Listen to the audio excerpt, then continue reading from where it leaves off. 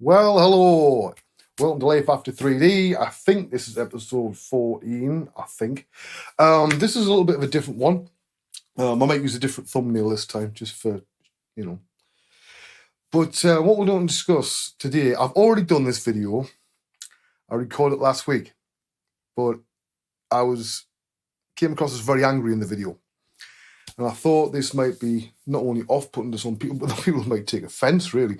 So I've decided to completely re-record it and also do a lot of research instead of just ranting at the camera, right? That is of no value to you whatsoever, and certainly not to me, apart from a cathartic thing. I want to discuss the continual devaluation of the arts. Now, what do I cover by the arts? Now, I'm covering the sort of stuff that 3D artists do, traditional artists, sculptors, musicians, dancers, actors, writers, things like that.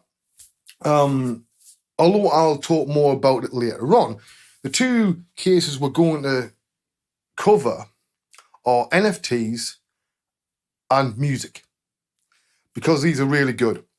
And I've got a book here with some figures that I've written. This is my daily to-do list, by the way. And I'm not going to show you what's in it because, just to make sure that I have enough figures here that can be backed up. Now, let's start with NFTs. You'll have heard about these things. Some people understand what they are, some people don't. For the purpose of this discussion, that's not really that important. Now, I'm going to preface this by saying I have never sold an NFT. I don't know a lot about it. What I do know, however, is the facts. All right? So the facts might be quite scary. Now, as of these are the most recent figures I could get a hold of, right? First of all, April 21st last year, in a 30-day period, only in the art segment, 28.4 thousand NFTs were sold. That's just the art segment, right? Doesn't count music. The scary part is 98% of NFT projects will fail. Those are the numbers. And the most of them that do sell are for less than $200. Now remember, art makes up only 14% of the NFT market. Now, you've obviously got gas fees, sales fees, stuff like this. This can actually mean that if you sell it for less than, say, $200, although you've sold it for, say, let's say, $199 worth of Ethereum, right? You're going to still end up owing, if you're not careful, about $15 in some cases. Now, that is enough to put a lot of people off. Also, the numbers that you see are skewed seriously by a few, a very, very, very, very small percentage of absolutely enormous sales. That's why the averages of how much you'll make are pretty worthless without some deep diving into the data, which is what I've done here.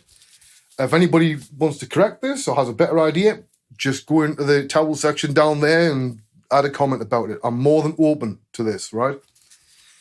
The trouble is, people see NFTs as a wonderful way to make some easy money.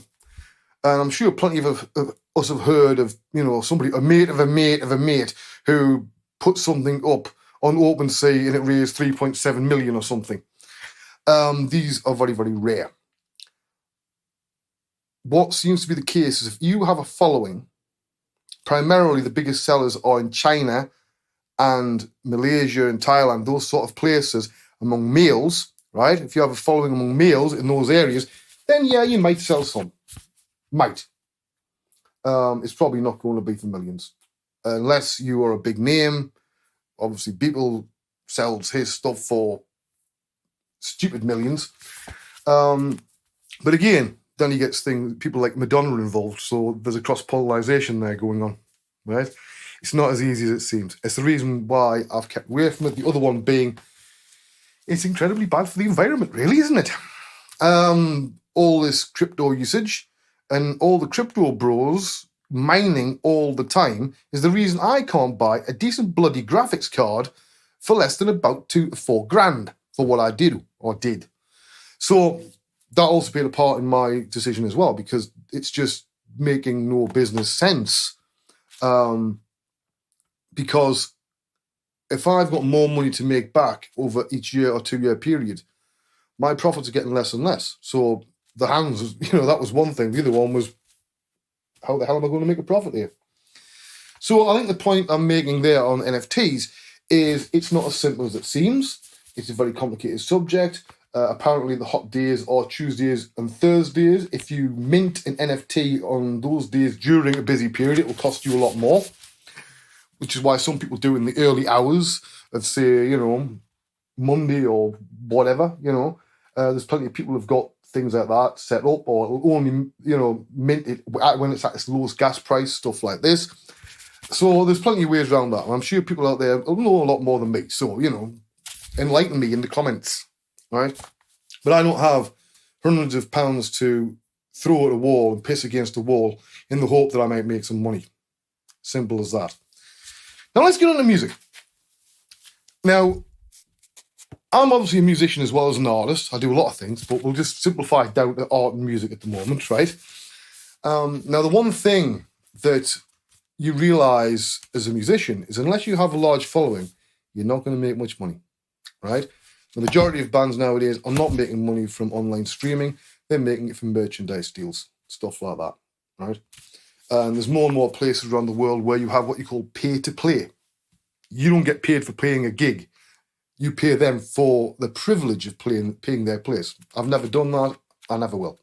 But I know some bands, in certain places of the world, they don't have an option. Because every place that puts bands on says that, So you then you're immediately lost before you sell a ticket. So unless you can guarantee to fill the place out, you're sort of knackered, right? Have I set that away? Oh, I have. I just had a moment of paranoia there that I hadn't set the external sound away. Anyway, now back in the day, if you go into the 60s and the 70s, and even right up until, the 80s, until stuff started really kicking in, if you had 1 million singles sold of your record and hit the charts, it was guaranteed to basically go to number one.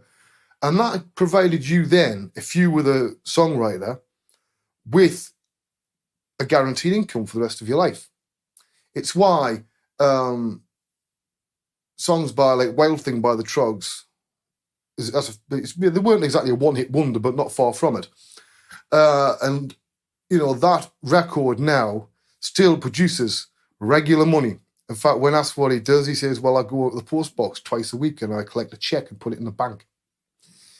Now, that's what you could do back then. Now, this is not the same world.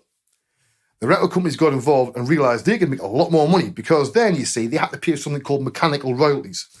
And that was based on per minute of the song. It's why, I'm trying to remember his name, can't remember his name, but the song that Day the Music Died, I can't remember the bloody name of it at the moment, but because that's about 8 minutes long, he gets 8 times, the 1 minute section amount of money, which I think works out, somebody said, 17 cents every time it was sold or listened to. So he still gets a Damocles, that's it. He still gets a shit pile of money off this. So let me enlighten you with the figures. I'm going to read just some of them out, right? I'm going to put a graphic on the screen from a nice web page I found. And these are current as of 2 days ago, right? So there's very little change. So let's pretend you've wrote a fantastic song, you've recorded it, you've put it online on Spotify. How much is it going to make you? Well, you're not going to retire. £3,440. So the best one, funnily enough, is Tidal. That'll pay you 10 grand, 10,320. Amazon Music, 4,300. If it's on Spotify, you're not going to make very much at all. You're going to make £1,118. YouTube, which is one of the biggest rip-offs for bands, now you've made a music video, so you put it on YouTube, it gets 1 million views, you think, great, I'm going to be rich. No, you're not. You're going to make £1,505. Now, that proves at the moment how a lot of this, how it's working, that it's very hard for artists to make money, and artists constantly being devalued. And it's viewed that if you are good at something in the arts, that you should do it for free because you're good at it. Forgetting, as an old joke. And I think if you'll have seen it online as a meme, and somebody goes up with an artist or a musician and says, oh, how did you get so good? And he goes, lots and lots of practice. And they go, no, but really, how did you get really, really good? It's a sound and this natural talent. He's like, no, thousands and thousands of hours of practice. and it goes on like it's in the last pain, the woman goes, it's a fucking mystery. Yeah, it's bound to practice and a lot of work. That goes for any of the arts. Now, it's devalued a lot of the time that unless you're dealing with big art galleries and museums, which a lot of people have a theory that this is basically money laundering, and do some research, and it certainly looks that way. There's a little bit of a tip, right? Let's assume you inherit a lot of money, millions of pounds tomorrow. The first thing you do is you go and you find any artist. You get them to do an oil painting. You then go to a friendly art valuer and get him to value it for, say, 100,000, right? You then donate this painting that you've maybe paid next to nothing for, right, to a charity. You can then offset that against tax. That's all about it. It's money laundering. Now, the art market itself, including the auction houses and the museums, these are all been in a massive slump. The slump started before COVID. That certainly had an effect, but art sales on the whole are going down, not up. There will be a bit of a spike in the coming years from the initial NFT stuff because there was a handful of very small, small number of people selling for huge amounts of money, like 350 million and stuff. But the vast majority does not. That's the bottom line. I suppose you could say something that my mother used to always say, there's no such thing as a free lunch. She always used to say, beware of little gold bricks on the ground, because when you go to pick one up, there's somebody behind you waiting to kick you up the arse. Anyway, this has been Life After 3D. I thought we'd try something a little bit different today and cover stuff like this. Let us know if you like it, if you don't like it. If you think any of the points I've made are wrong or you have more correct or more detailed information, stick it in the comments. I don't mind. I like some interaction with people. If you've ever sold an NFT for a decent amount of money or know somebody that's a relative or you're very close to, let me know as well. I want to see exactly how many people are making any decent money out of this. I'll also probably put a poll on the community page thing on my channel on YouTube. So give it a look and we'll see what happens, right? We'll look at the numbers, assuming any of you bother to interact at all, of course, right? Anyway, bye-bye. I'll see you all next time.